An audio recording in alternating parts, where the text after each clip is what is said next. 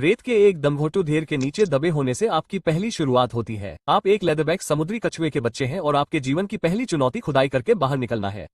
आप अपने छोटे छोटे पंखों का इस्तेमाल करते हुए रेतीले दमघोटू जेल से बाहर निकलते हैं और चांदनी समुद्र तट पर पहुंचते हैं।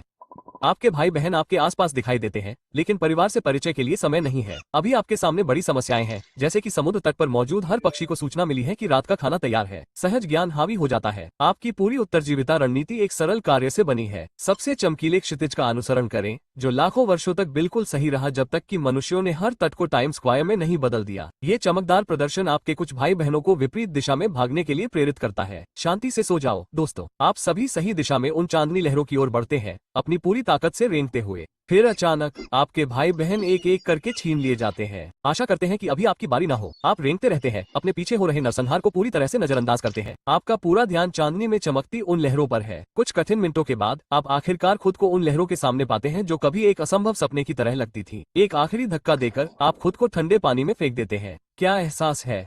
उपलब्धि और सुरक्षा का, या शायद आपको सुरक्षा शब्द पर पुनर्विचार करना चाहिए। आप अभी अभी दुनिया के सबसे बड़े बुफे में दाखिल हुए हैं और कहानी में ट्विस्ट, आप मेन्यू में हैं। यह क्या है? एक मछली?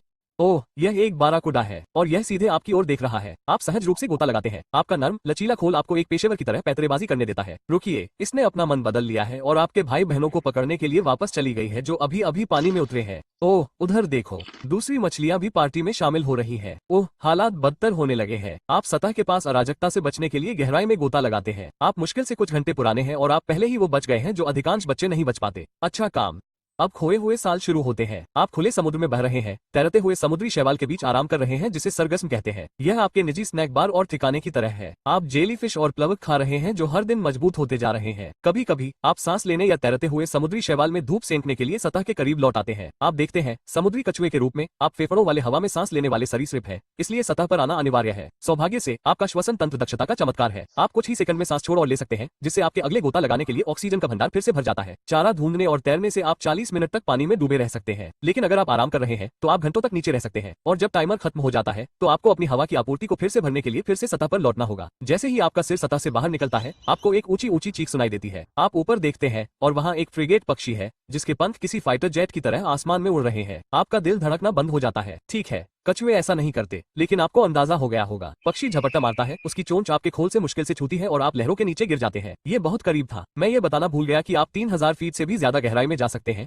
जो कि ज्यादातर शिकारियों की पहुंच से बहुत दूर है। एक ऐसे प्राणी के लिए ये बुरा नहीं है जो पिंग पोंग बॉल से भी छोटा है। ओह, मुझे लगता है कि गहरी डाइविंग आपकी सभी समस्याओं का समाधान नहीं करती है। आप पानी के नीचे फॉर्मूला एक कार की तरह कभी बाएं कभी दाएं जिगजैग करते हैं। शार्क आपका पीछा करती है, लेकिन आप में कई दिनों तक टिकने की ताकत है। आपको सामने एक नुकीली मूंगा चट्टान दिखती है और आप उसकी भूल भुलैया जैसी संरचना में घुस जाते हैं। संकरे रास्ते और तीखे मोड़ शार्क के लिए किसी बुरे सपने से कम नहीं होते। वह आपका पीछा करने की कोशिश करता है, लेकिन जल्दी ही हार मान लेता है और तैरकर चला जाता है, शायद किसी और बदकिस्मत प्राणी को परेशान करने के लिए। आप तट के साफ होने तक प्रतीक्षा करते हैं, फिर सावधानी से बाहर निकलते हैं, उस प्राकृतिक किले के लिए आभारी होते हैं जिसने आपकी जान बचाई। ठीक है, कुछ खाने की तलाश करने का समय आ गया है। पता चला कि वे पारदर्शी स्पंदनशील चीजें केवल समुद्री डिस्को लाइट नहीं है, वे अब तक के सबसे स्वादिष्ट स्नैक्स हैं। और आपके लिए अच्छी बात यह है कि वे लगभग हर जगह है। आपके जबड़े उनके चुभने वाले तंतुओं को संभालने के लिए बने हैं, लेकिन इसका एक नुकसान भी है। तैरते प्लास्टिक बैग जेलीफिश की तरह दिखते हैं और एक को खाना आपकी आखिरी गलती हो सकती है। क्या आपको वो समय याद है जब आपने एक युवा साथी को दोपहर के भोजन के लिए जाते देखा था, लेकिन दम घुटने से उसकी मौत हो गई थी? तब से आप खाने से पहले हर चीज की जांच करते हैं, ये जानते हुए कि कोई भी गलतफहमी आपकी जान ले सकती है। मुझे सचमुच आश्चर्य है कि इंसान नकली जेलीफिश बनाने की जहमत क्यों उठाते हैं। आपने अपने शुरुआती साल खुले समुद्र में हजारों किलोमीटर तक बहते हुए बिताए, किसी भी किनारे से बहुत दूर। आपका नेविगेशन पूरी तरह से समुद्री धाराओं पर निर्भर था। वे प्राकृतिक फ्रीवे जो आवाजाही को सहज बनाते थे, हर एक अपने आप में एक अलग रोमांच का स्वाद देता था। बिना किसी स्पष्ट लक्ष्य के कम ऊर्जा वाली यात्रा, बस समुद्र की अंतहीन लय। 16 साल बाद आप अंततः लक्ष्यहीनता से बाहर निकले। वयस्कता आ गई। अपने साथ 2 मीटर लंबाई, 880 से 1100 पाउंड के बीच वजन और एक तेज वृत्ति लेकर आए। आप कुछ नया करने के लिए खिंचाव महसूस करने लगे, एक मौलिक आग्रह जो कहता है कि साथी खोजने का समय आ गया है। इसलिए आप फिर से निकल पड़े, इस बार स्पष्ट लक्ष्य के साथ। आपने उथले पानी की ओर लक्ष्य किया, एक ऐसी जगह जिसे आप वर्षों से टाल रहे थे, लेकिन अब आवश्यक थी। इस पानी में वो एकमात्र चीज थी जिसकी आपको तलाश थी, परिपक्व मादा। जब आप पहुंचे तो आपने अपना दावा पेश किया, बस गए और एक साथी के आने का इंतजार करने लगे। घंटे दिनों में बदल गए, लेकिन आपकी उम्मीदों का कोई संकेत नहीं था। ओह, वहां देखो, ऐसा लगता है कि आप यहाँ साथी की तलाश में अकेले नहीं हैं। प्रतिस्पर्धा बढ़ने लगी है, अधिक से अधिक नर दिखाई दे रहे हैं, लेकिन अभी तक एक भी मादा का पता नहीं है। हम अब से ट्रेनिंग शुरू कर दो, क्योंकि जब मादा आएगी तो मुकाबला बहुत ही भयंकर होगा। हफ्तों बाद वो आती है, एक विशालकाय मादा लेदरबैक, शायद 1200 पाउंड की होगी, अपने घोंसले के लिए तैयार हो रही है। लेकिन रुकिए, उन्होंने उसे भी देख लिया।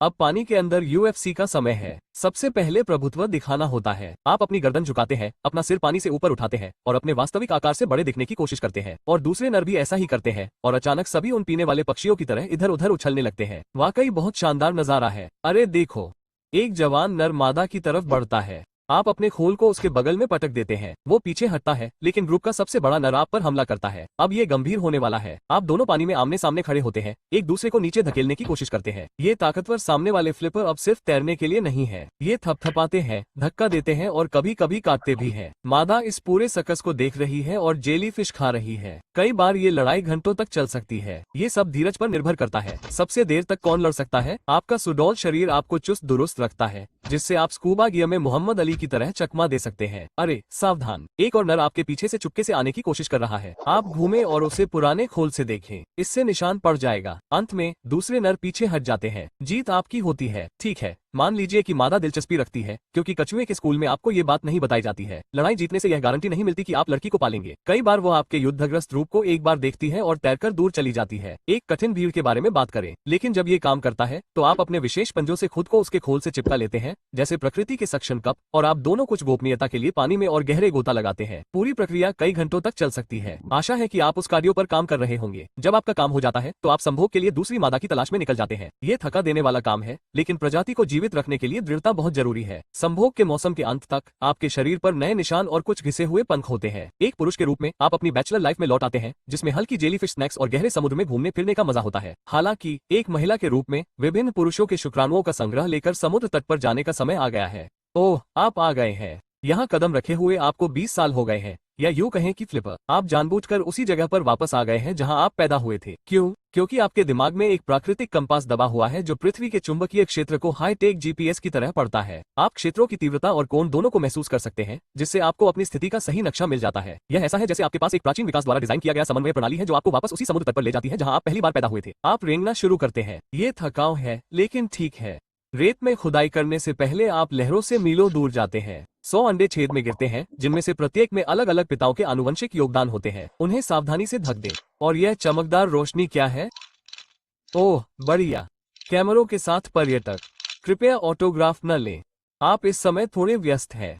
ठीक है, पानी में वापस जाकर आराम करने का समय है। आपके शुरुआती शुक्राणु अभी भी 7 और अंडों को निषेचित करने के लिए पर्याप्त है। इसका मतलब है कि 7 और घोंसले बनाने के सत्र। अविश्वसनीय, आप सचमुच एक चलती फिरती अंडा फैक्ट्री है। घोंसले बनाने के सत्रों के बीच 8 से 12 दिनों में आप तटीय जल में समय बिताते हैं। यहाँ खुले समुद्र की तुलना में अधिक गर्मी है, लेकिन पसीना नहीं आता। सचमुच आपके अंतर्निहित थर्मोस्टेट के साथ आप तापमान नियंत्रित करने वाले चैंपियन हैं, जो पर्यावरण की किसी भी स्थिति में चीजों को पूरी तरह से संतुलित रखते हैं। संभोग के मौसम की उथल पुथल के बाद आप खुले समुद्र में वापस आते हैं, जो आपका असली घर और शिकारगाह है। आपके सामने पानी अंतहीन रूप से फैला हुआ है। धाराएं आपके पसंदीदा नाश्ते की तलाश में आपके राजमार्ग की तरह मुड़ रही है, लेकिन आप केवल अपनी भूख नहीं मिटा रहे हैं, आप पारिस्थितिकी तंत्र में एक महत्वपूर्ण भूमिका निभा रहे हैं। जेलीफिश की आबादी को नियंत्रित करके आप समुद्र के नाजुक संतुलन को बनाए रखने में मदद करते हैं। आप केवल समुद्र के यात्री नहीं हैं, आप इसके शांत अज्ञात नायक हैं। अब तक आप अधिकांश समुद्री कछुओं से अधिक समय तक जीवित रहे हैं। दशकों का प्रवास, संभोग और सभी बाधाओं के बावजूद जीवित रहना। ओह वहाँ देखो, जेली सामान्य से अधिक गुच्छित लग रही है,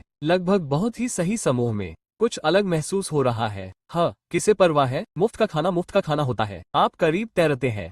ओह रुको, पतली किस्में आपके फ्लिपर से टकराती है। कोई बड़ी बात नहीं, शायद कुछ समुद्री शैवाल। आप उन आकर्षक जेली का पीछा करते हुए आगे बढ़ते हैं। तभी अचानक जाल कस जाता है।